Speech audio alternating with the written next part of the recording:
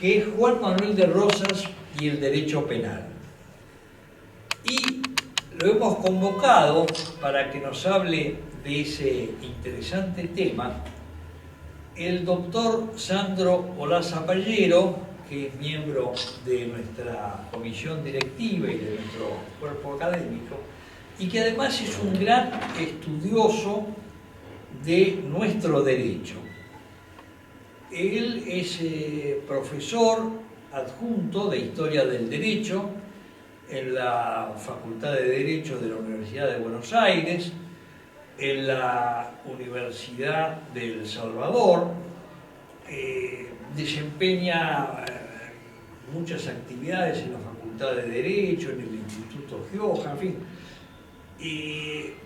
Además es secretario del Instituto de Historia del Derecho del Colegio Público de la Abogacía de la capital federal, donde realiza importantísimas actividades que se hacen por Zoom sobre distintos temas, y realmente también, en fin, es un hombre que sabe de historia y sabe de derecho, de modo que él nos va a hablar un poco sobre el derecho penal en la época de Rosas, pero además sería interesante, esa es una sugerencia mía, que hablaras un poco de cómo fue el derecho en nuestra época, ¿no es cierto? Porque realmente cuando uno ve que nuestro Código Penal es recién de 1920, es decir, es muy moderno, y nuestro Código Civil de Vélez Sarsfield también es de 1869 y 70, es decir, prácticamente hasta ese momento nos movíamos con derecho que venía de España, y eso ocurrió prácticamente con todos los países americanos.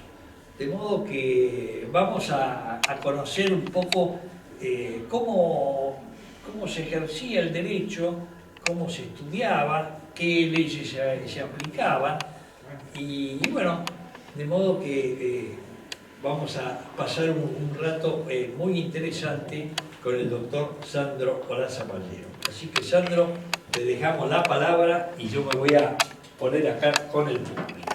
Bueno, muchísimas gracias, Alberto. Muchas gracias a todos los presentes, bienvenidos. Y bueno, vamos a hablar, como dijo el doctor Alberto Geli Cantilo, sobre el derecho penal en la época de Juan Manuel de Rosas. Ustedes están viendo acá una imagen de lo que es Buenos Aires en la época de Rosas. Y cuando hablamos de la historia del derecho penal, yo, como muy bien dijo el doctor, soy profesor de Historia del Derecho, lo vamos a hacer de una mirada histórico-jurídica. Por supuesto, sin dejar de lado lo social, que es muy importante. Bueno, el derecho es una ciencia social que es dinámica, que va avanzando a través de las necesidades sociales. Como muy bien lo han dicho, bueno, Ricardo Levene, en la Historia del Derecho argentino, ¿no? Alberto Levalle, Ricardo Sorraquín Becú, Eduardo Martiré, Víctor Tanzuati, ¿no? Y todos estos estudiadores que han investigado la teoría y la praxis, ¿no? De lo que es el derecho. Bueno, José María Marius Urquijo también. Entonces, bueno, nosotros antes de ir a la época de Rosas, que integra lo que es la historia del derecho penal patrio, y a su vez Alberto dijo algo muy interesante, que la gran división en el derecho penal patrio es la codificación, porque como él muy bien dijo, ¿no? Nosotros estamos con el derecho castellano iriano, con leyes que para la generación del 37, esa generación de abogados que estudiaban en el antiguo departamento de jurisprudencia, eran ya leyes antiguas. Y nosotros vamos a ver, porque esto tiene que ver también la Universidad de Buenos Aires, que es muy importante. Ustedes saben que la UBA se crea en 1821, el departamento de jurisprudencia también funciona un año después, en febrero de 1822. Y siempre digo, ¿no?, que la Universidad de Buenos Aires ha sido creada, yo veo acá muchos colegas, ¿no? Ustedes, bueno, habrán visto el salón de actos, el cuadro de Antonio González Moreno, que es La creación de la Universidad de Buenos Aires. Un cuadro, bueno, que es contemporáneo a la sede de Figueroa Alcorta, y donde nosotros vemos la creación. En realidad se iba a dar en la catedral, pero como la están refaccionando, se hizo en la iglesia de San Ignacio. Estamos en una época, claro, donde la única universidad en 1821 es la de Córdoba.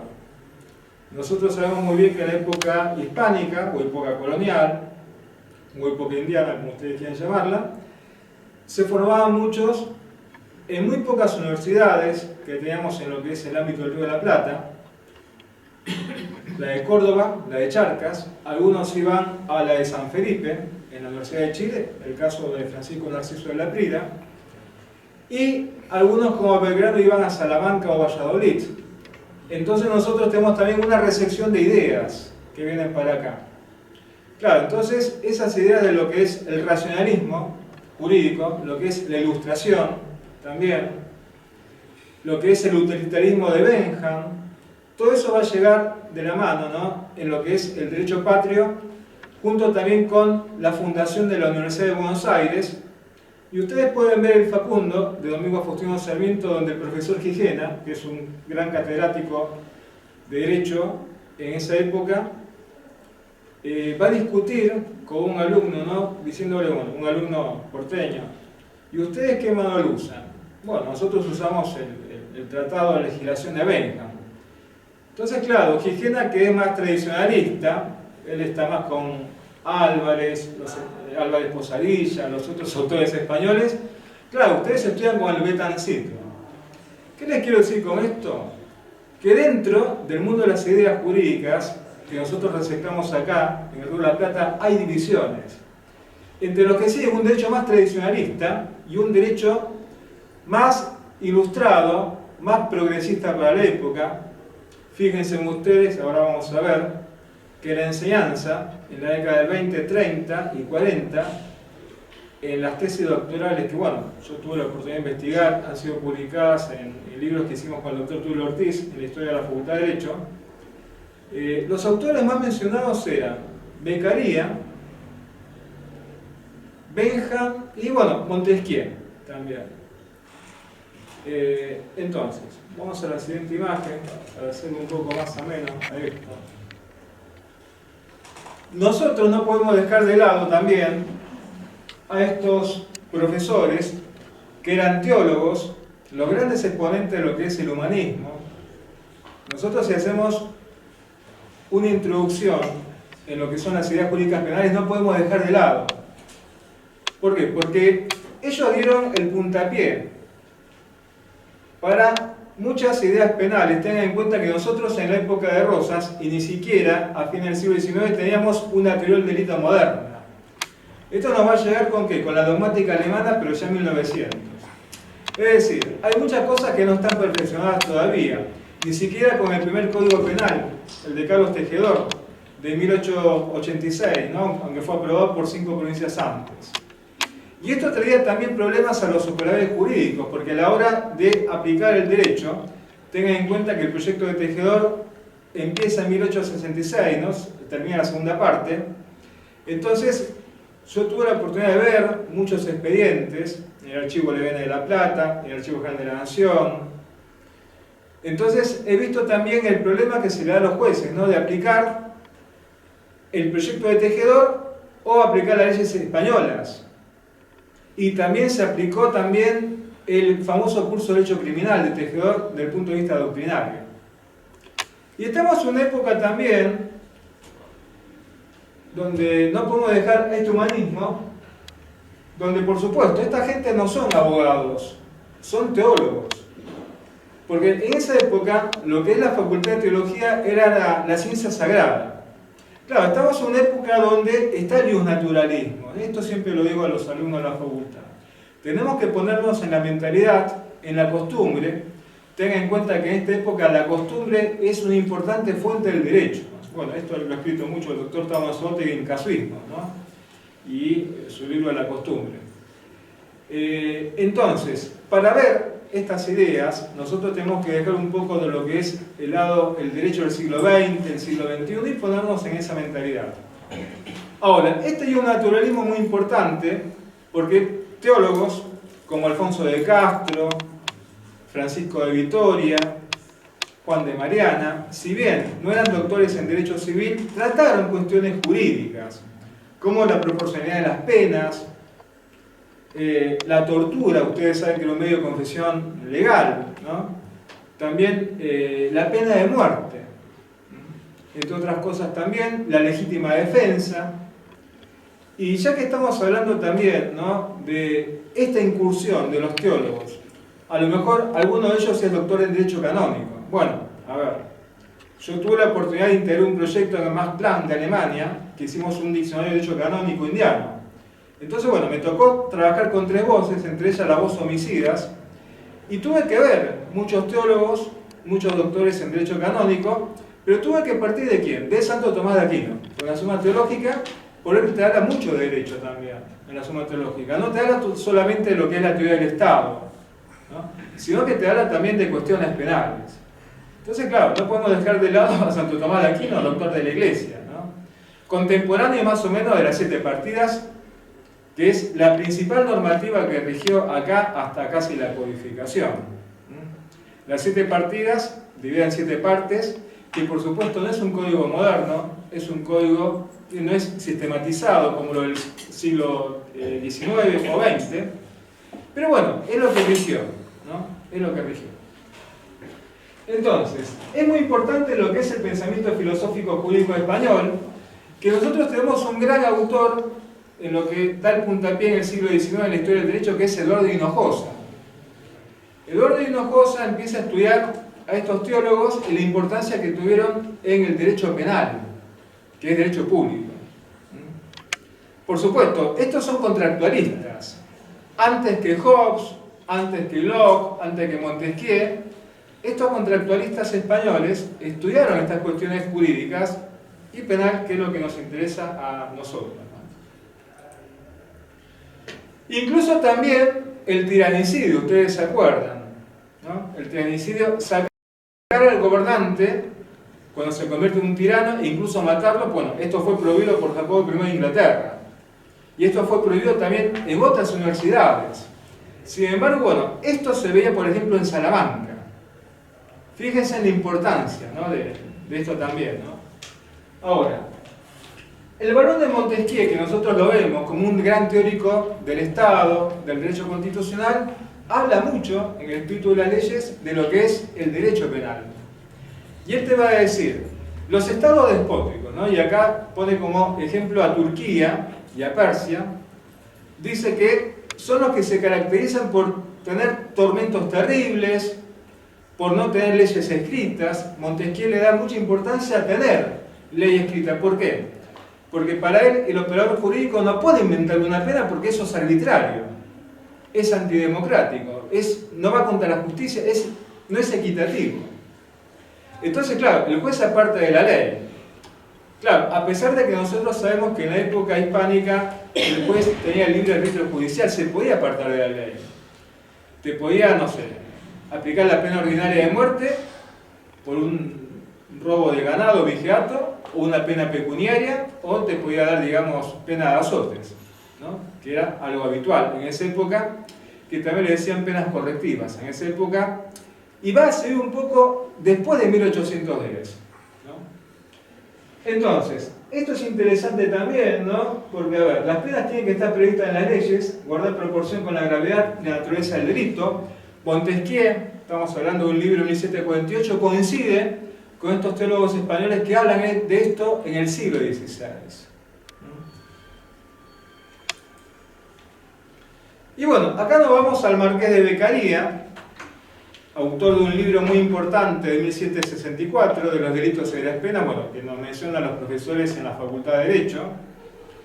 Es una persona independiente, no tiene ningún cargo público, entonces tiene la independencia de hablar, el Marqués de Beccaria, que circula mucho incluso en la época de Rosas, en español, en francés, ¿no? Entonces, Beccaria sí, está en contra de la tortura porque dice, bueno, hay gente que es inocente y por miedo a ser torturada, o si es torturada, no sé, ir al otro mundo, claro, aceptan un delito del cual ellos no son culpables.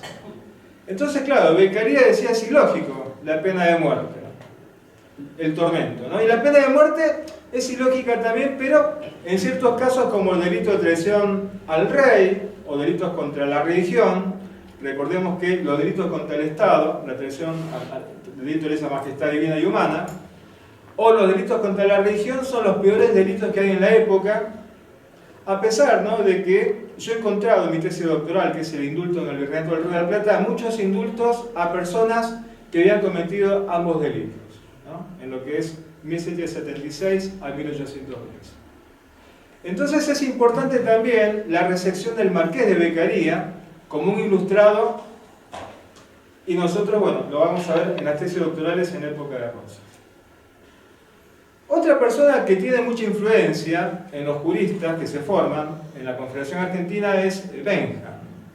Y nosotros, bueno, lo hemos estudiado con el panóptico, lo hemos estudiado también con la lectura que hace Michel Foucault del panóptico. Sin embargo, Bentham tiene también un tratado de legislación civil y criminal. En esa época también, bueno, al derecho penal se le decía criminal. Bentham es una persona que es muy estudiada, recuerden que es muy consultado por los revolucionarios franceses. Ahí le presenta el proyecto de panóptico. Y es una persona avanzada para la época también. Una persona avanzada, que tiene mucha influencia y es muy amigo personal de Bernardino Rivadavia, que futuramente haremos un seminario referente al unitarismo. Acá tratamos todo, ¿no?, científicamente. Claro. Y Rivadavia, ustedes se acuerdan, cuando tiene su misión diplomática en Europa, lo consulta mucho a Bentham en Londres, y Bentham le aconseja hacer reformas políticas, judiciales, crear una legislatura que tiene forma de panóptico. Ustedes van a ver la manzana en las luces, cómo está la forma que tiene ese panóptico. Rivadavia iba a crear también, para eso sacó el empréstito, él iba a hacer mucha obra pública, entre ellos, bueno, la penitenciaría, con Santiago Bemas, que era un arquitecto inglés, que va a ser, digamos, el abuelo de Carlos Pellegrini. Lamentablemente, bueno, no se pudo hacer porque, claro, no llegó todo el préstamo. Bueno, eso será motivo para otra conferencia otro día, ¿no? Pero sí va a ser un sistema penitenciario también, que va a ser después la penitenciaria que está a pocas cuadras de nuestra facultad, que lo hemos hablado muchas veces con Geli Cantilo, con González Arzac, con De Novi, ¿no? Que es la penitenciaria que está en el actual Parque La Cera. Ese es el panóptico moderno que se hace en 1870, creo que era el ingeniero Bunge, ¿no?, que ganó, no me acuerdo, la licitación en esa época. Pero bueno, esa era la idea que le dio Bentham a Rivadavia y que lamentablemente no se pudo hacer. Claro, porque en esa época el sistema carcelario era muy endeble. Mucha gente se escapaba de la cárcel del Cabildo y las otras cárceles que incluso había en las provincias o en la campaña rural. Era muy fácil de escapar. Esto muy bien lo dice Le Valle en su libro Las cárceles de antaño, ¿no? Siglo XVIII, siglo XIX. Entonces, bueno, Bentham va a ser una persona muy estudiada acá. Muchas tesis doctorales lo van a mencionar. Pasamos a la siguiente imagen. También, este hombre que está acá, un clasicista, Pellegrino Rossi, que nosotros lo conocemos por ser un autor muy consultado en lo que es la teoría del Estado y el derecho constitucional. Alberti lo seguía mucho, pero sin embargo, él fue penalista. Algo que también quiero que ustedes tomen en cuenta es que en esta época no tenemos juristas especializados en una sola rama. Todos o casi todos se especializan en varias ramas. Ejemplo, Carlos Tejedor, Vélez Arfiel, Mariano Moreno, si quieren también, Juan José Castelli, Belgrano. Bueno, toda esta gente sabía derecho canónico. Claro, varias cuestiones de familia se sustancian con el derecho canónico, que va a ser materia en nuestra facultad hasta 1881, hasta que lleguen las famosas peleas entre liberales y católicos. Bueno, ahí me acuerdo de la renuncia que hace José Manuel Estrada, Pedro Goyena también, ¿no? Bueno, que están las estatuas en la planta principal de nuestra facultad también. Claro, va a ser materia obligatoria, derecho canónico, porque un jurista no puede dejar de saber el derecho canónico, claro, porque especialmente la materia de derecho de familia están ahí. Tengan en cuenta que en esa época tenemos el ius comune, el derecho común, que tenemos las dos grandes ramas del derecho que son el ius civil, el derecho civil, que dentro del derecho civil está el derecho penal, aunque nos parezca una locura, ¿no? Porque estamos hablando de derecho privado y derecho público. Sin embargo, en 1821 no está la materia de derecho penal. Derecho penal recién va a estar como materia después de la caída de Rosas en 1856 y va a estar unida a una materia de derecho privado que es derecho mercantil o comercial. Y el primer catedrático justamente va a ser el doctor Carlos Tejedor. Y Carlos Tejedor va a hacer dos manuales, uno para la parte de derecho mercantil y la otra para la parte de derecho criminal, que es el famoso curso de derecho criminal, donde Tejedor en 1860 va a decir, en este libro que es reeditado en 1871, claro, nosotros a partir de 1810 queremos cambiar el derecho penal. Porque claro, el derecho penal del antiguo régimen de la época colonial o hispánica es un derecho muy riguroso. El mismo Tejedor lo dice. Pero sin embargo, estudios que se han hecho, especialmente con Abelardo Levalli, Alejandro Agüero en Córdoba y otros autores, y en España, Francisco Tomás y Valiente, ¿no? Que fue miembro del Tribunal Constitucional, Antonio España, en el caso de Portugal, lo que es la historia crítica del derecho, Bartolomé Clavero, han hecho grandes aportes, Carlos Garriga, diciendo, bueno, María Inmaculada Rodríguez Flores, el perdón real en Castilla, bueno, que este derecho no es tan duro, que muchas veces es permisivo, debido a las circunstancias, y no funcionaba en forma uniforme en todo el Imperio Español. Porque a lo mejor acá te condenaban por el robo de una vaca, no sé, a latigazos, y en México te aplicaban la pena de muerte. Y tampoco acá en las provincias. Por eso hay muchas quejas, y esto lleva a que en 1785, ustedes se acuerdan el tribunal, la segunda audiencia, ¿no? Que se establece acá. Bueno, la justicia es lega, tenemos un gran problema. Los alcaldes de primer voto, segundo voto, los alcaldes de la Santa Hermandad en la zona de la campaña son gente lega. Son gente lega, e incluso después de la época de Rosas se hace una reforma judicial en el estado porteño, y ahí sí vamos a estar los abogados como jueces, defensores y fiscales. Precisamente como jueces, ¿no? Cuando se piensan hacer, digamos, las divisiones jurisdiccionales. Entonces, claro, es muy importante esto porque hay quejas de la gente de que estos jueces condenan a la pena de muerte o pena de azotes, o hay también un exceso en la aplicación del poder punitivo. Entonces, claro, el virrey saca una normativa que tiene que ir en consulta a la audiencia, los expedientes, y muchas veces se devuelve el expediente y se hace una observación o se reta, diplomáticamente no, al juez, porque no sabe hacer esta cuestión clara. Y esto no lo notamos en los expedientes, es gente que tiene una letra casi indescifrable. No es la letra de un escriba profesional o de un doctor, ¿no? Me hace acordar la frase de Rosas, ¿no? Que él le tiene un poco de aversión a los juscos y doctores, no sé por qué lo diría Rosas, ¿no? Era medio birótico Rosas. Pero bueno, Peregrino Rossi es una persona muy consultada en la época de Rosas, es un clasicista, es un poquito anterior a Francesco Carrara, que es el máximo exponente del clasicismo, ¿no? Bueno, a mí se me viene a la cabeza el programa del curso de Derecho Criminal, una obra en 11 tomos muy interesante. Tengan en cuenta que Carlos Tejedor es clasicista, pero nunca lo mencionó a Francesco Carrara, nunca lo mencionó. Sin embargo, tenían muchos puntos en común. Los clasicistas también son gente liberal, son cristianos, están en contra de la pena de muerte, van a decir que el peor criminal, por más que sea una persona embrutecida, no deja de ser una criatura de Dios y tiene derechos. No puede ser torturado, está en contra de lo que es la prisión anticipada, que hoy le decimos prisión preventiva, porque hay un uso y un abuso también de la prisión preventiva que ya viene de la época hispánica y sigue con la época patria. Es más, uno revisando los expedientes va a ver que el derecho penal se pone más riguroso en la época patria que en la época colonial. Mucho más riguroso, ¿no? Cuando nosotros hablamos de libertad, de igualdad, de fraternidad, ¿no? De república, de súbditos o ciudadanos, sin embargo, sigue siendo muy riguroso. Fíjense que en la guerra con el Paraguay, a un desertor, esto lo dice Miguel Ángel de Marco en su libro de Guerra del Paraguay, se le dan 3.000 azotes.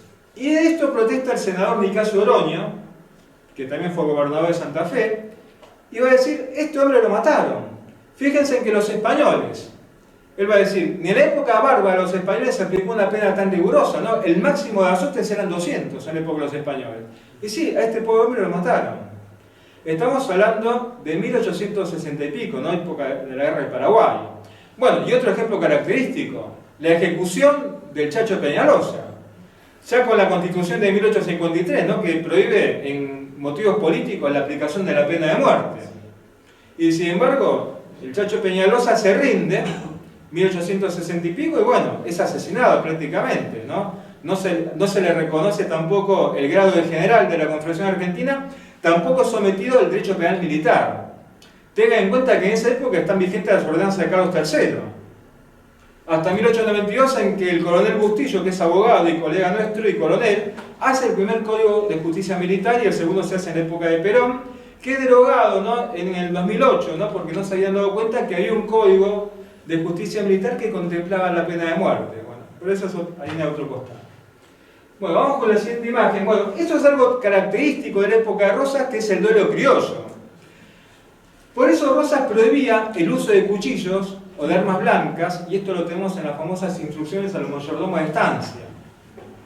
Y el mismo Rosas dio el ejemplo, como muy bien lo dice José Luis Busaniche, en esa recopilación que hace, ¿no? Rosas visto por sus contemporáneos. Rosas una vez se hace distraído y él dice, bueno, el que va con arma blanca se le va a dar 50 azotes. Y el mismo Rosas, para dar el ejemplo, va un día de fiesta con Facón y le dice al capataz, bueno, cumpla con lo que yo le dije. Y el capataz tiene un poco de miedo, claro, Rosas es el patrón de la estancia, ¿no? Y sin embargo le dice, bueno, si usted no lo cumple, yo le voy a dar a usted los azotes delante de toda la gente.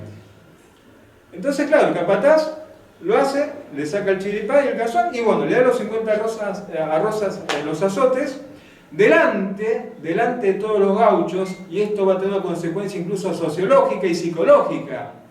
Porque el gaucho va a decir, claro, este hombre dicta las leyes, pero también las hace cumplir empezando consigo mismo. Entonces, claro, es un hombre justo.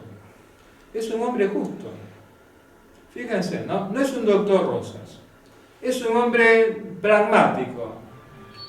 Por supuesto, tiene sus asesores letrados, ¿no? Vélez Arfiel, que es unitario y después lo perdona, el doctor Eduardo Laíte, que es el abuelo de Roque Sáenz Peña, ¿no? El suegro de Luis Sáenz Peña también. Baldomero García, Vicente López y Planes, el creador del himno nacional, bueno, va a ser presidente de la Cámara de Apelaciones en la época de Rosas. Él tiene gente que consulta juristas. Lorenzo Latorre, ¿se acuerdan? Que fue profesor en nuestra facultad, Derecho Civil, de Economía Política, legislador. Legislador incluso después de la caída de Rosas, ¿no? Después se va a dar vuelta y va a votar también la pena de muerte a favor ¿no? En contra de Rosas, ¿no? Como culpable, en 1856. Pero bueno, eso va a ser motivo para otra conferencia. Pero bueno, esto es lo que pasaba y que era un mal, el duelo criollo, que incluso pasaba en la época colonial. Esto lo vi también en los expedientes que consulté para mi tesis doctoral.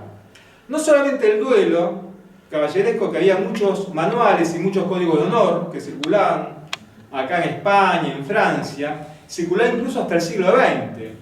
Creo, si mal no me equivoco, con el doctor Artilio García Álvarez, bueno, me va a corregir, pero creo que en 1970 fue el último duelo, por motivos políticos, ¿no? Y creo que está por YouTube también, no me acuerdo quién, creo que era un radical uno de ellos, ¿no?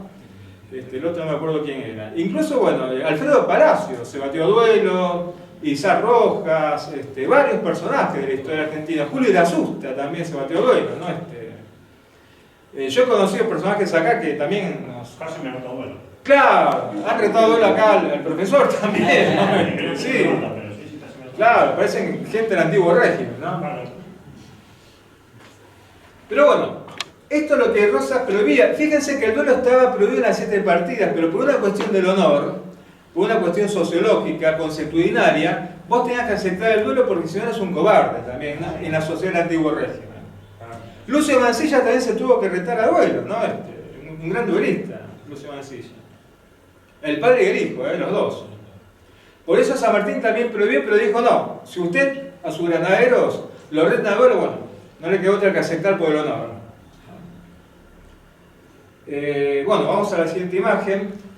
Manuel Antonio de Castro, un jurista recibido en la Universidad de Charcas, una universidad muy, muy prestigiosa, donde estudió, bueno, Mariano Moreno, Castelli, ¿no? Otros personajes también. Fíjense, Manual de asistencia en la Academia de Jurisprudencia, que nosotros formamos gente del derecho antes de la creación de la UBA, porque esto lo crea en 1814 el presidente de la Cámara de Apelaciones, que es Manuel Antonio de Castro. Fíjense que en esa época, claro, hay gente que son muchos procuradores, no tienen título de abogado, pero ¿qué pasa? Tienen que tener una práctica. Entonces, vos estudiabas 3 años en la Academia Teórico-Práctica de Jurisprudencia y tenías ese saber jurídico, y ahí veías derecho penal también. Ahora, cuando se crea la UBA en 1821, se incorpora la Academia Teórico-Práctica de Jurisprudencia y vos vas a tener 3 años de materias teóricas y la tesis doctoral en la época de Rosas, y después tenés que hacer 3 años de práctico. Y después rendir un examen en la Cámara de Apelaciones. Entonces recién te dan el permiso para abogar, para poder litigar. Este sistema creó un poco de complicaciones porque hay gente que protesta por estos 3 años de práctico. Por ejemplo, Vélez no lo hace en Córdoba porque él va a ser el práctico en el Cabildo como regidor, digamos, defensor de menores. Entonces es exceptuado. Sin embargo, esto es interesante, hasta 1872, en que el diputado por el Partido Autonomista, Leandro N. Alén, presenta un proyecto que deroga esto y se crea la Cátedra de Procedimientos Civil y Penal. Y también, como yo le dije hace un ratito, ¿no? Hay un problema, ¿por qué? Porque los juristas no tienen leyes procesales, no tenemos un código procesal. Ustedes me dirán, ¿y dónde se saca el procedimiento? De la costumbre, y hay algo en las leyes de las 7 partidas. Sin embargo, un discípulo de Carlos Tejedor, Manuel Barrio, que fue decano de nuestra Facultad de Derecho en la UBA, va a ser el primer código procesal en 1892 y es el que lo sucede a Tejedor en la cátedra también. Tengan en cuenta, si ustedes ven este cuadro, que este cuadro está en la facultad, casi todos los profesores siempre están con una pluma o con libros. Los militares con espadas y estos intelectuales que se quieren diferenciar, porque Alberti lo decía muy bien en las bases, ¿no? No quisiera creer que la población de nuestro país se compusiera de 800.000 abogados como yo. ¿Pero qué hacemos los abogados? Escribimos libros, no agarramos la pala, no trabajamos, no hacemos el trabajo de agricultor, ganadero, claro. Por eso él quería traer inmigrantes, bueno, eso va a ser motivo para otra conferencia, ¿no? Pero quiero decir esto también, ¿no? De que Alberti decía, las leyes españolas no sirven, hay que irlas cambiando. Y esto también lo dice en otro libro que es Derecho Público Provincial y Municipal, de 1854. Un libro muy interesante también. Bueno, esto es una reconstrucción de lo que es la universidad, la Manzana de las Luces, 2 estudiantes de Derecho en la época de Rosas, ¿no? Fíjense ahí, estos alumnos prácticamente tenían que ir con una carretilla, porque a ver, vos tenías que ir con los libros de Derecho Romano, tenías que saber latín también, tenías que ir con las 7 partidas, la recopilación, los libros de Benham, a ver, entonces tenías que tener una carretilla para llevar, imagínense en esa época, ¿no? Bueno, entonces, entre las tesis de derecho penal en esa época, a mí me llamó la atención esta de Ángel López, 1831. La pena de muerte no es proporcional a los delitos que con ella se castigan. De Bruno Acosta, en 1835, la pena de confiscación general de bienes establecida en varias leyes españolas es injusta. Claro, acá ya tenemos doctorandos que están a favor de la pena de muerte y doctorandos que son abolicionistas. Tengan en cuenta que las penas pecuniarias, la peor en el derecho castellano es la confiscación de bienes. Esto le pasó, por ejemplo, a la gente que cometía delito de lesa majestad. Por ejemplo, a ver, Túpac Amaru se le confiscaron todos los bienes. Y las penas eran infamantes porque se pasaban a los hijos muchas veces de los traidores. Entonces, claro, muchas veces también en los argumentos vamos a ver, por eso yo les digo que hay un naturalismo muy importante en esta época, la Biblia. Y vamos a ver que invocan en los argumentos los defensores, los fiscales, los jueces, Santo Tomás de Aquino, San Isidoro de Sevilla, el padre Torquemada, no el de la Inquisición, el cronista de México, el padre de la Casa y el jesuita José de Acosta. Estamos hablando de teólogos, que son invocados en los argumentos que están en los expedientes también, ¿no? Bueno, otra tesis doctoral que me llamó la atención es la de Miguel Canet Padre, de 1835, Origen y cura del mal de los delitos. Y de Alfonso Ira de 1837, contra la confiscación de los bienes en los crímenes de lesa patria. Patricio Narvaja, de 1839, abolición de la pena capital. Tengan en cuenta que en esta época la pena de muerte es para ambos sexos, solamente las 7 partidas te va a decir que la pena de muerte no se aplica en la mujer embarazada. Hay que esperar que la mujer dé a luz, esto demuestra el bionaturalismo y la religión, los contenidos religiosos que están en el derecho positivo de esa época. Entonces, claro, no se puede aplicar la pena de muerte en la mujer que está embarazada. Entonces, bueno, una vez que da de luz, sí. Sin embargo, Carlos Tejedor, cuando hace su proyecto de Código Penal, y años antes, cuando explica en su curso de Derecho Criminal, va a decir lo mismo. Él no está a favor de la pena de muerte, claro, porque él ve el famoso caso de Camilo Gorman, ¿se acuerdan? Sí. Que no sabemos si estuvo embarazada porque no hubo un expediente, no directamente, ni hubo, digamos, un médico legista. Eso un ratito lo vamos a ver. Y el segundo caso, donde él tocó ser defensor, el caso de Plurinda Sarracán de Fiorini.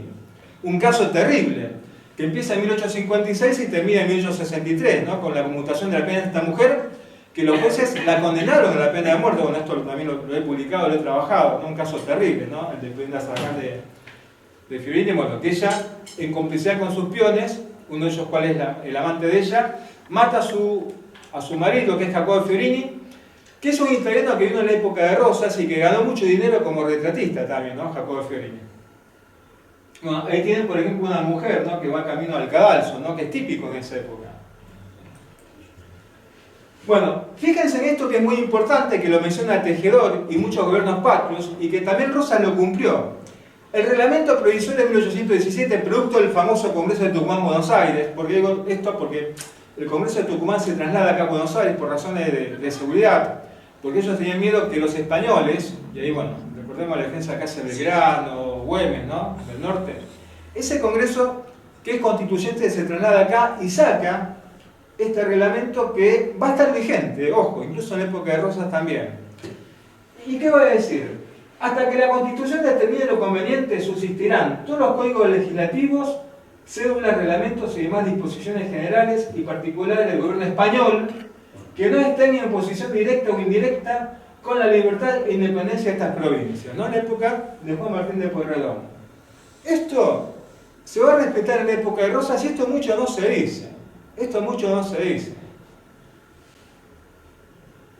Claro, en la parte dogmática de estos estatutos y reglamentos, acá quiero aclarar, ¿no? Estatutos y reglamentos son constituciones provisorias hasta que se sancione la constitución definitiva.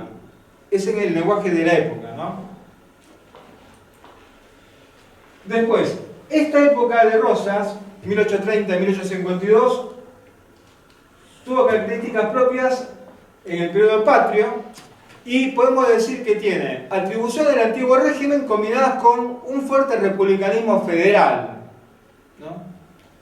Entonces, tenemos predictibilidad y visibilidad de la pena, que son los atributos republicanos, junto con igualdad ante la ley y especialización del poder punitivo. Y lo que es el antiguo régimen, ¿qué es? El absolutismo y la centralización del poder.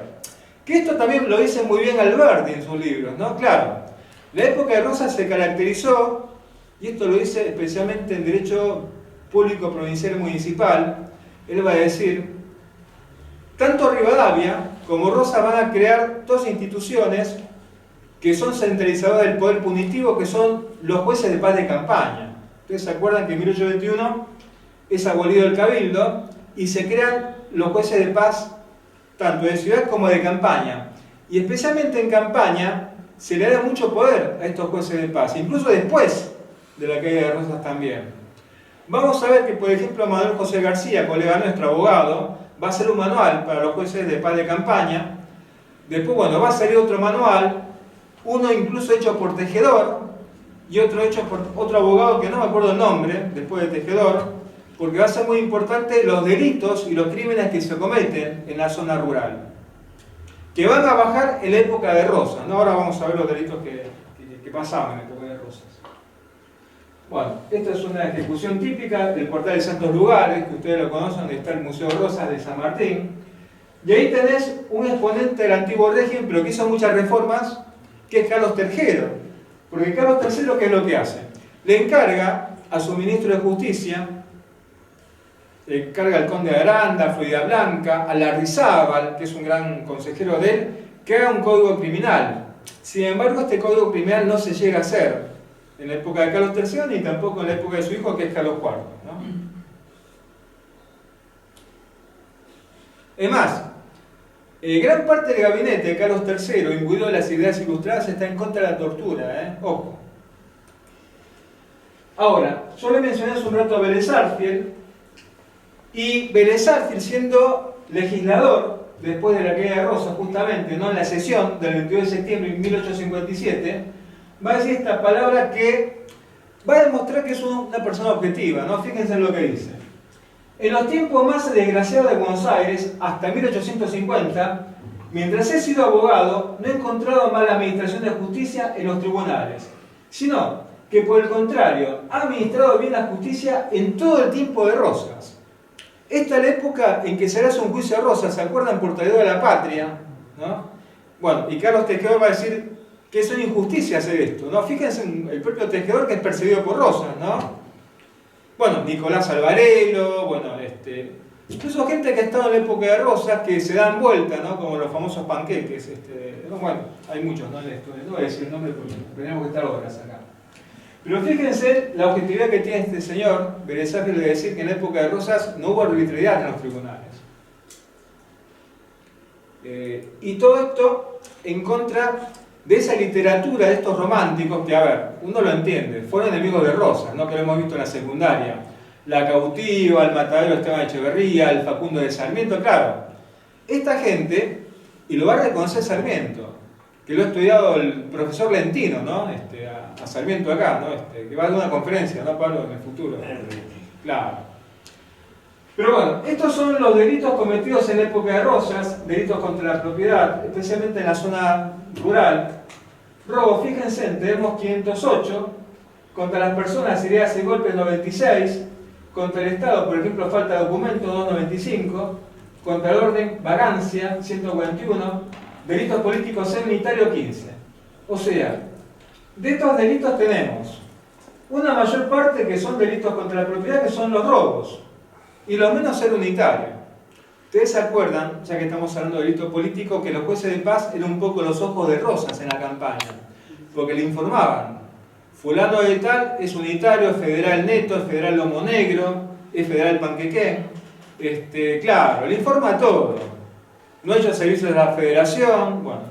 Entonces, claro, falta de documento. Bueno, ustedes saben que en esa época, en lo que es el concepto de confederación en esa época, es prácticamente, vos para ir de una provincia a otra éramos como estados independientes. Vos tenías que presentar un pasaporte. Y para el tema de la vagancia tenías que presentar la famosa papeleta de Conchavo, donde vos tenías que acreditar que tenías un patrón guamo.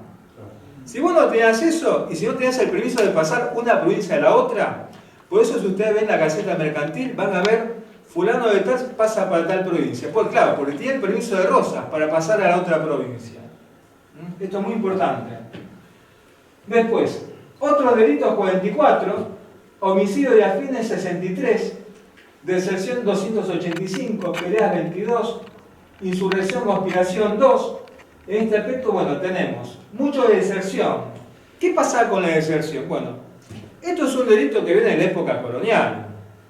El ejército profesional, las milicias, había muchos desertores que eran indultados por el rey hasta segunda y tercera vez, porque el rey, ¿qué decía? Y el virrey, que es su representante acá: es muy difícil encontrar un soldado con experiencia. ¿Dónde lo vamos a sacar? Si lo matamos a este tipo, ¿dónde sacamos un soldado con reemplazo? Y bueno, lo indultamos otra vez y le hacemos un recargo.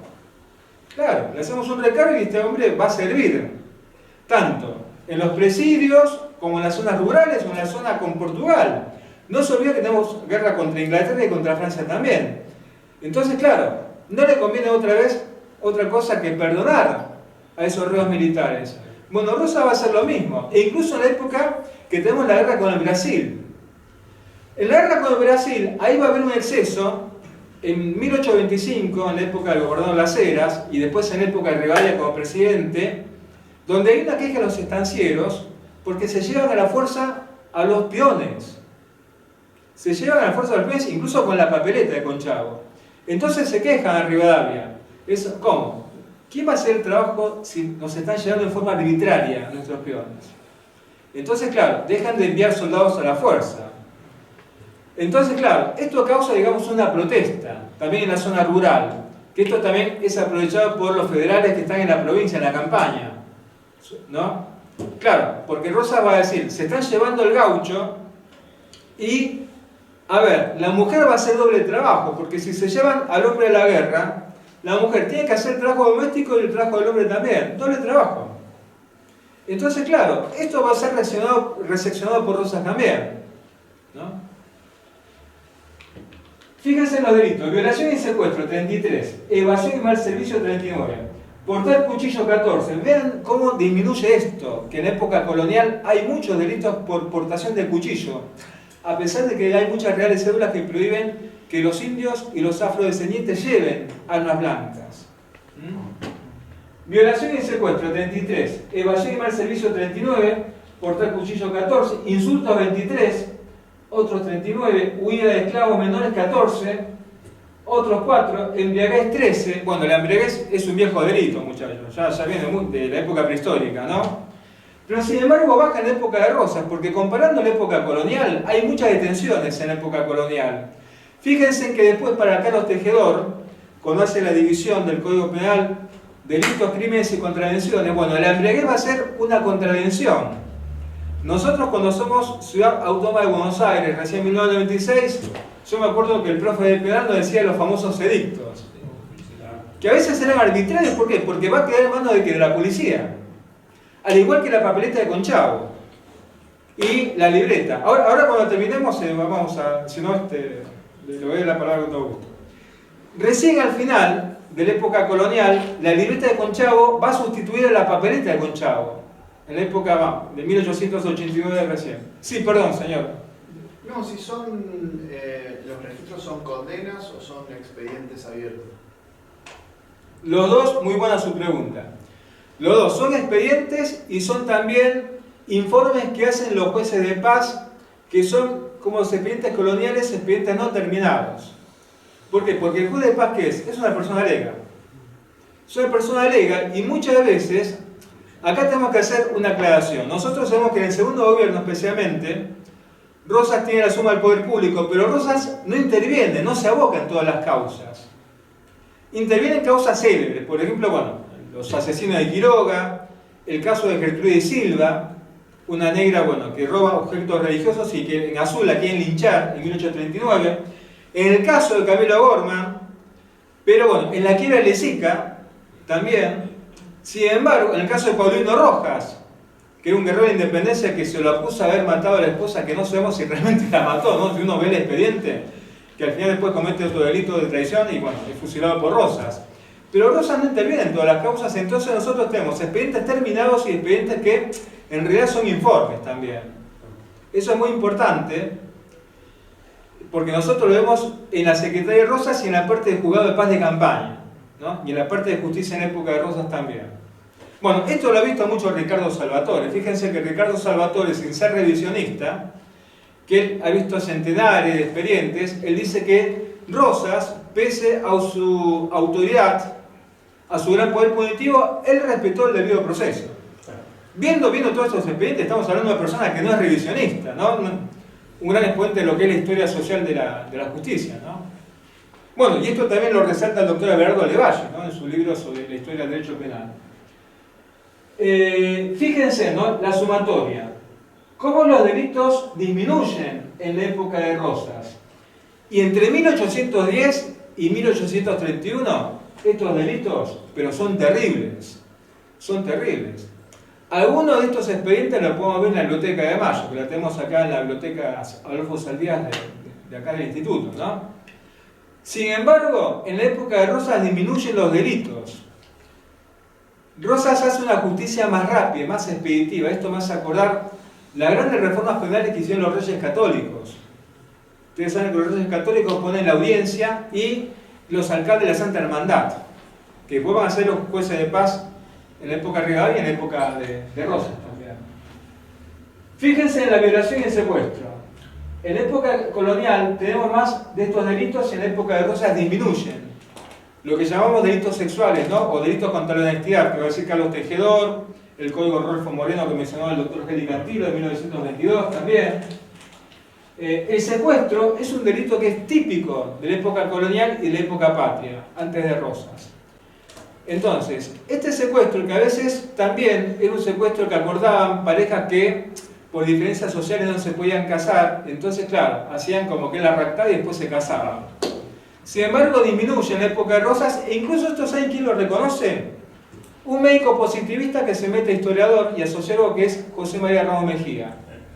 En Rosas y su tiempo, trabaja mucho y reconoce que Rosas disminuye los delitos. A pesar de que es un dictador con su poder punitivo, bueno, nosotros ya sabemos, ¿no?, los Ramos Mejía cómo pensaban, ¿no? Eran enemigos de Rosas también. Sin embargo, Ramos Mejía, que es positivista, y al igual que José Ingenieros, que estudian también la época de Rosas, reconocen que Rosas, con su poder punitivo y autoritarismo, disminuye la delincuencia, ¿no?, y los delitos también. Y otra cosa que no podemos dejar de lado, yo les hablé del indulto en la época colonial, Rosas también impone el indulto a muchos reos. Lo hace por sí o lo hace por intermedio de Encarnación Escurra o Manuelita Rosas también. Fíjense que Carlos Tejedor participa en una logia o sociedad de los 5 que tiene como objetivo matar a Rosas, es detenido y el padre de Rosas, que fue guerrero de independencia, el coronel Tejedor, pide a Manuelita que interceda por el hijo y bueno, este joven, ¿no?, que iba a ser posiblemente condenado a la pena ordinaria de muerte, se le conmuta la pena, bueno, y es liberado también. Entonces, vamos a la siguiente. Bueno, este caso, que es un caso muy interesante porque es el primer caso en que se aplica la competencia federal en Juan Manuel de Rosas. Ustedes saben que, desgraciadamente, el 16 de febrero de 1835, en Barranca Yaco, vuelve de una misión porque se estaban peleando, bueno, las provincias de Salta y Tucumán. Entonces es enviado por Manuel Vicente Massa, sin embargo la idea la tiene Rosas, con una misión oficial. Recuerden que las provincias se habían delegado en Buenos Aires la representación de las relaciones exteriores y también las disputas entre ellas. Esto también lo ha trabajado mucho el doctor Víctor Tabo en su un clásico que se recomienda, Formación del Estado Federal Argentino, y Ricardo Sorraquín Becú en la revista Ricardo Levene. Entonces, claro, el expediente se inicia en Córdoba, que es donde se cometieron los hechos, pero ¿qué pasa? Los Renafé dejan a un fantoche, y este fantoche, claro, le quiere echar la culpa a Ibarra y a los santiagueños de que ellos habían cometido el delito. Claro, entonces, entonces estos Renafé que renuncian también, pero es todo un teatro que hacen, claro, habían librado a los Renafé de la responsabilidad material e intelectual y al señor Santos Pérez también. Entonces, claro, Rosas, que se entera de todo, los ojos de Rosas están en Buenos Aires, en todo el país. Rosas, ¿qué hace? Hace una circular a todas las provincias y le dice, bueno, yo quiero que ustedes me respalden y que el expediente vuelva a Buenos Aires y se inicie una causa federal. Bueno, y las provincias lo utilizan a Rosas. Entonces Rosas se aboca a la causa, pero saca un decreto diciendo que se va a respetar el debido proceso y va a haber defensores para los reos. Todavía en esta época la palabra reo significa la persona detenida, procesada o condenada. Fíjense cómo hay una continuidad del derecho patrio, ¿no?, y el derecho castellano en la época del derecho patrio. Entonces, esto va a ser muy importante porque ahora en esta imagen, bueno, vamos a ver al doctor Manuel Vicente Massa. Él va a ser como juez. Claro, es un jurista muy reconocido, el doctor Manuel Vicente Massa, que es el suegro de otro jurista reconocido que es Valentín Alsina. ¿Se acuerdan? Valentín Alsina, bueno, es el yerno de Massa. Entonces, ahí tiene el proceso, la causa criminal, que está en el Archivo General de la Nación, que la quiera consultar. Muchas de estas causas célebres se publicaban en especie de folletines o extractos. Claro, porque es un expediente grandísimo, entonces ¿qué hacían? Lo resumían. Como el de Clorinda Sarracán de Fiorini también. Entonces, Manuel Vicente Massa va a ser el juez instructor y se fallaba en vista y revista por los mismos magistrados ante la Cámara de Apelaciones. Claro, en esa época no tenemos corte. Pero ¿qué pasa? Vos tenías fallo de segunda instancia y de tercera instancia que hacía la Cámara de Apelaciones. Y otra cosa importante para que ustedes tengan en cuenta, en la época colonial, y esto va a ser en la época patria, los jueces no estaban obligados a fundamentar las sentencias. Las sentencias son de 4 o 3 renglones. Se condena a fulano de tal a la pena de muerte o se lo absuelve de la pena ordinaria de muerte. Entonces, claro, recién Rosas va a ser el primero que crea el Tribunal de Recursos Extraordinarios en 1836, y con Rosas se va a hacer la obligación de fundamentar las sentencias, que eso tampoco muchas veces no se dice de Rosas, ¿no? Pasamos la siguiente imagen. Bueno, acá tienen, van a ver el fiscal Manuel Inciarte, que es un jurista muy destacado, y fíjense en la calidad jurídica de los defensores de los procesados. Va a actuar el doctor Marcelo Gamboa, que estuvo en la calle Poliniers, que incluso, bueno, Marcelo Gamboa en su argumentación va a decir que Rosas no es el juez natural, y que Rosas ha usado arbitrariedad para sacar la jurisdicción, y que esto se tiene que ventilar en Córdoba. Entonces, esto lo lee Rosas, y Rosas va a decir, no, esto es una falta de respeto a mi autoridad. Y le advierte, ¿no? Ustedes saben que los jueces y el Tribunal de Disciplina son los que aplican la sanción al abogado, ¿no? Pero en esa época, bueno, no tenemos colegio, pero lo tenemos a Rosas, que es juez. Y Rosas le hace una advertencia al doctor Gamboa. La próxima vez que usted me falta respeto a mí, la vamos a pasear un burro celeste por la ciudad. Y le vamos a sacar el permiso para abogar. Entonces, claro, se queda quieto, ¿no? Marcelo Gamboa, y cuando se auxilia, sí, bueno, ahí va a empezar a hacer diatribas contra el restaurador, ¿no? Fíjense, Bernardo Vélez, que fue profesor en la Facultad de Derecho, un gran jurista destacado, va a ser defensor de los asesinos de Quiroga. José Barros Pasos, que lo tenemos acá, fíjense, que va a ser rector de la UBA, después de la caída de Rosas, va a ser de la generación del 37 también. Tiburcio de la Cárcova, que va a ser también camarista. Gabriel Ocampo, que es el yerno del Tejedor. Matías Oliden y el teniente coronel retirado Miguel Marín van a ser todos los abogados defensores de los asesinos, ¿no? De los Reinafé, de Santos Pez y de los otros implicados en la causa, que hay un montón de implicados, un montón. Ese es el doctor Manuel Inciarte, que era un jurista muy, muy destacado, ¿no? Y que hace de fiscal en la causa. Bueno, esa es la legislatura que yo les dije que tiene forma de panóptico. Bueno, acá les quiero aclarar de Tiburcio de la Cárcova, ¿no? Porque esto, bueno, lo he sacado del Archivo General de la Nación. Tiburcio de la Cárcova no estudió acá, él estudió en España, en la Academia de Jurisprudencia de Fernando VII en Madrid y después en Toledo. Después vuelve acá en 1834, fue defensor de los Reinafé, fue también censor, o sea, era profesor en la Academia Teórico-Práctica de Jurisprudencia. Ahí tienen el nombramiento de él como profesor en la Academia Teórico-Práctica de Jurisprudencia. El cargo de censor es un cargo, digamos, de profesor en la parte práctica. Va a ser partidario de Rosas, miembro suplente del Tribunal de Recursos Extraordinarios, es el tribunal que fundamenta las sentencias. Va a ser agente fiscal, diputado de la legislatura en la época de Rosas y después en la caída de Rosas. Y también se va a dar vuelta en la época de los porteños cuando lo condenan a la pena de muerte de Rosas, ¿no? Va a ser uno de los que confirma la condena al restaurador el 12 de diciembre de 1861. Ahí tienen la sentencia en tercera instancia, porque el expediente original de Rosas se perdió. Nosotros lo conocemos a través de esta ficha fiscal que fue publicada. Bueno, y ahí tienen al tribunal y al fiscal Agrelo. Fíjense en Emilio Agrelo, que después va a juzgar. Va a ser también fiscal contra Antonio Reyes. Antonio Reyes va a decir, no, este señor me pidió X cantidad de pesos. Claro, va a denunciar por cohecho este señor, sin embargo, bueno, la justicia lo absuelve. A este señor, que hay más personas que fueron víctimas de este señor, que cobra dinero, ¿no? El doctor Sisto Villegas, el doctor Pablo Cárdenas, el doctor José Barros Paso. Bueno, ayer sacó una foto, ¿no?, de un cuadro que hay en el primer piso de nuestra facultad del doctor Pablo Cárdenas. El doctor Juan José Alsina, hermano de Alsina, Andrés Omellera, el doctor Benito Carrasco, el doctor Francisco Las Carreras y el doctor Domingo Pico, ¿no? Esos son personajes que se han recibido en la época de Rosas, algunos se exiliaron después y después vuelven, después de la caída de Rosas, ¿no? Bueno, y vuelven a jugar a los mazorqueros y el mismo Rosas también, a Cuitiño, a Leandro Alempal, entre otros, ¿no?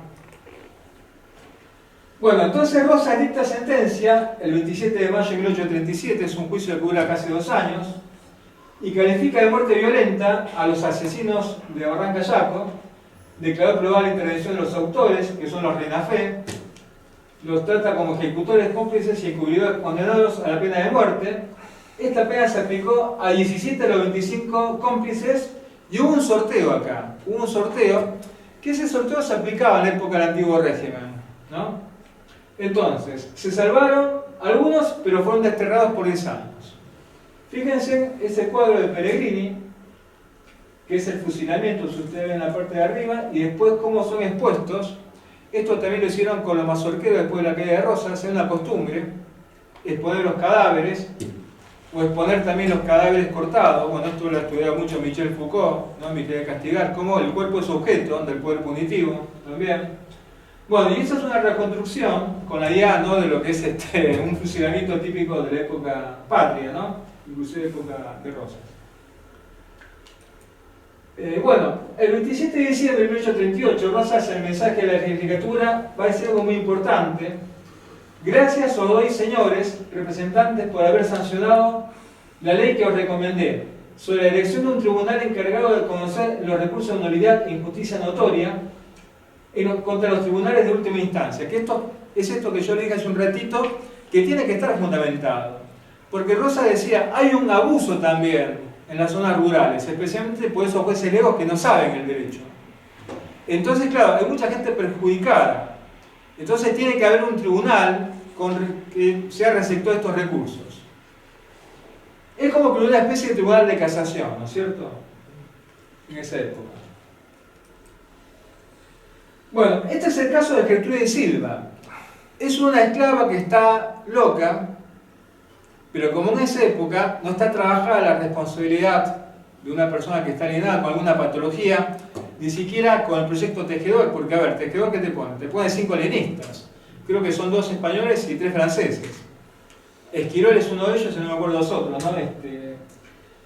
Sin embargo, la gente la quiere linchar porque la gente está tirada todavía como en el antiguo régimen. Claro, o robar un objeto sagrado va contra el derecho positivo, va contra la costumbre de la época y la moral. Entonces el juez de paz, ¿qué hace? A unas penas salva a esta mujer de que sea linchada. Entonces el juez de paz, ¿qué hace? Lo consulta a Rosa, le dice, ¿qué hacemos, general, con esta señora? Que no está en sus cabales, que la gente la quiere linchar. No hubo expediente tampoco. Bueno, Rosas ordena la pena de muerte, claro. Ustedes se acuerdan que Rosas hace un recorrido durante su primer gobierno sobre las iglesias, la campaña y los pueblos, diciendo, claro, a ver, la moral está muy asociada a que la religión. Por eso tenemos que restaurar muchas iglesias que están en mal estado. Fíjense cómo aplica obra pública, Rosas también, ¿no? Claro, él dice, si no está presente la religión, no está presente la moral y la gente delinque también.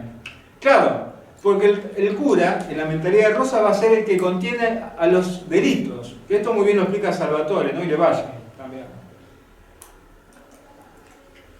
Entonces, bueno, la respuesta de Corbalán, porque Rosas, bueno, está muy ocupado, no tiene mucho tiempo de contestar todo, entonces lo hace el edecán, uno de los edecanes que fue el general Corbalán, que luchó con San Martín, le dice, impuesto a su excelencia, nuestro ilustre restaurador de las leyes, de la nota de usted, fecha 8 del corriente, cuya suma da cuenta del robo sacrílego cometido por Gertrude Silva, me ha ordenado que después de facilitarle los auxilios espirituales de nuestra santa religión, proceda vuestra señoría a hacerla fusilar. Hacerla fusilar. Y una aclaración que quiero hacer también. La persona que cometía este delito considerado sagrado no podía ser enterrada en suelo sagrado, digamos en el cementerio. Tengan en cuenta que en esa época del concilio de Trento, 1540-50, que fue un concilio largo, la iglesia de qué hacía? De registro civil. Nosotros recién tenemos nuestro registro civil a partir de 1888. Entonces, claro, la iglesia te va a hacer registro de bautismo, matrimonios y defunciones. Entonces, en un caso similar que pasa en San Miguel del Monte, en 1842, es asesinado el cura Pedro Rodríguez. Pero en ese caso se hace un expediente, que ustedes, bueno, lo pueden consultar en el Archivo General de la Nación. El juez de paz de Monte, creo que es Luis de la Rosa, que era federal, informa a Rosas, pero nunca se supo por qué se mató con ensañamiento, porque los que lo matan a este cura son federales, no son unitarios. Algunas malas lenguas dicen que hubo una cuestión de polleras, ¿no? Bueno, que era un cura que era medio un poco, no sé, que se salió de su santa misión, ¿no? Pero bueno. Entonces, claro, ¿qué pasa con los criminales, con estos asesinos? Que creo que son 5 condenados. Bueno, estas personas vienen acá con el expediente, Rosa se aboca a la causa y sí, los condenan a la pena de muerte, y esta gente dice, bueno, que sean ejecutados en monte, donde cometieron el delito. Y estas personas, yo tuve la oportunidad de revisar los libros de funciones y no están ahí, claro, porque estas personas al cometer ese delito de sacrilegio no pueden ser enterrados. No sé, si los habrán tirado, los habrán usado, no sé, para como preparados, ¿no? Que se hacía en esa época también, en el siglo XIX. Pasemos a la siguiente imagen. El 12 de diciembre de 1847, Camilo Gorman, de 19 años, y Lalao Gutiérrez, párroco del Socorro, se habían fugado. Es un caso, bueno, que incluso han hecho una película. Se ha hecho literatura, hay una novela en 1856. Entonces, claro, acá no hubo un expediente. No hubo un expediente, no sabemos si esta chica estaba embarazada o no. A pesar de que en la causa criminal contra Rosas, el fiscal Agrelo dice que la chica estaba embarazada. Pero acá no hubo expediente y tampoco hubo una intervención de un médico legista. A pesar de que hay cuadros de la época, ¿no? Que la ponen a la chica que está embarazada. A ver, Rosa, que es una persona que es un naturalista. Y yo no sé si aplicar la pena de muerte, ¿no? Sabiendo que las 7 partidas impiden que una mujer preñada sea condenada a la pena de muerte. Pero bueno, esto fue muy explotado por Domingo Faustino Sarmiento, Valentín Alsina, Florencio Varela y otros enemigos que estaban en el destierro, publicistas. En esa época donde no había redes sociales, esta gente, ¿cómo se manejaba? A través de la prensa, ¿no? Eran grandes publicistas también, grandes escribas, ¿no? Entonces, claro, ellos cambiaron de nombre, pero ¿qué pasa? Lamentablemente, un cura que había sido compañero de seminario del padre Gutiérrez, lo reconoce, y ustedes saben que por el Pacto Federal de 1831 estaba, ¿qué? Un tratado de extradición vigente. Entonces, claro, Rosas pide la extradición de Corrientes, no me acuerdo qué gobernador era, entonces lo traen a la pareja acá y bueno, Rosas tampoco les hace un proceso, sino que directamente ordena, digamos, la pena de muerte. Pese a que Antonino Reyes con Manuelita fingen, van a decir que la chica está embarazada porque ella era amiga de Manuelita Rosas, ¿no? Esta chica que pertenece a la clase alta porteña, ¿no? Que es la nieta de Miguel O'Gorman, ¿se acuerdan? El creador del protomedicato, una familia muy importante. La abuela de ella era la famosa Perichona, ¿no? El amante del virrey Santiago Liniers, el que derrotó a los ingleses, ¿no? Ese que fue fusilado por los patriotas, ¿no? De la primera junta, ¿no? Menos el cura Alberti, que se abstuvo, ¿no? Por su condición sacerdotal. Pero bueno, lamentablemente, bueno, pese a los ruegos de Manuelita, y el mismo Adolfo Saldías dice que un poquito cayó la popularidad de Rosas, ¿no? al decretar el fusilamiento, ¿no? De esta infausta pareja en 1848, en una situación donde ya prácticamente no había oposición, el país estaba tranquilo en 1848, ¿no? Pero fíjense que el padre de Camila, que es un poco el padre familia romano y que esto continúa en el derecho español, fíjense que las 7 partidas decían la potestad que tenía el padre, ¿no? De aplicarle correctivos a la esposa, a los hijos y a los siervos o esclavos también, pero sin llegar a matarlos. Es más, si el marido pescaba en flagrante a la mujer que lo engañaba, podía aplicar la pena de muerte a ambos o el amante por darle la vida, sin ser acusado, digamos, de homicida. Fíjense en la potestad, claro, es derecho romano que renace con las partidas, esto. Entonces, fíjense, en el provisor Felipe Lortón y Palacios dirige una carta al gobernador Rosas donde le relata los pormenores de la fuga de los amantes. Claro, Rosas no es un moralista, sabe que muchas curas tienen su barragán, su amante. El mismo Lortón y Palacios. La tiene de amante a Josefa Gómez, a Pepita Gómez. Que esto, bueno, lo menciona muy bien María Sáenz Quesada, la mujer de Rosas. Claro, Rosas no es un moralista que se asusta de eso, él sabe que hay muchos curas que tienen, digamos, que son pecadores. Sin embargo, bueno, no es por esto que aplica la pena de muerte, sino que es movido, porque, a ver, los opositores a Rosas, ¿qué dicen? Que la corte de Rosas es una corte corrupta donde las niñas porteñas se van con el que las rapta, que es una corte inmoral. Entonces, claro, Rosas tiene que dar el ejemplo, lamentablemente, y tiene que aplicar la pena de muerte, ¿no? En este caso de Camilo Gorman, que tiene la imagen real de un daguerrotipo coloreado de cómo es la chica, ¿no? Un poquito de diferencia de esos colores románticos, ¿no? Que estamos acostumbrados a ver también, ¿no? Bueno, entonces, claro, Rosas remite circulares a los gobernadores provinciales, ¿no? Para pedir la afiliación. La afiliación va a ser muy importante porque en esa época, claro, nosotros no tenemos el prontuario, tampoco el dibujo se empieza a hacer en 1870, como en Estados Unidos, ¿no? Cuando dicen se busca vivo o muerto. Pero en esa época capaz que traía una persona inocente, con la descripción que hacía, no sé, morocho, picado y viruela, bueno, traía una persona que coincidía con la descripción, ¿no? del prófugo. Bueno, ese es un cuadro romántico que yo le dije, ¿no? Que es de posterior a la caída de Rosas. Como para decir que Rosas, claro, fue una persona asesina, ¿no? Bueno, esa es una foto coloreada de lo que es el antiguo Colgorín, cuartel de Santos Lugares, que también fue una sede de la cárcel de mujeres, cárcel satélite de Estado, donde las mujeres trabajaban y les daban un sueldo, Les daban un sueldo. Esto, bueno, les aparece después de la caída de Rosas también. Bueno, y esto ha sido un poco lo que les quise compartir hoy. No sé si tienen preguntas. Muchísimas gracias.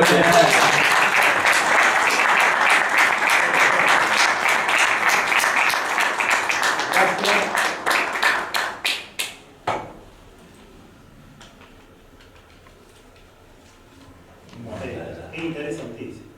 Bueno, muchas gracias. Muchas gracias. Bueno, esto es un poco lo que se da en la época de Rosas, en lo que es el derecho penal.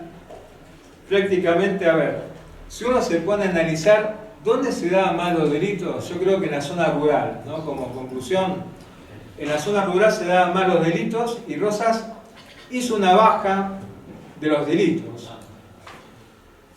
Y eso que Rosas, por ejemplo, no era un positivista, ¿no? Porque los positivistas, me acuerdo, Enrico Ferri, el discípulo de Ambrosio, decía: mejor que castigar es prevenir.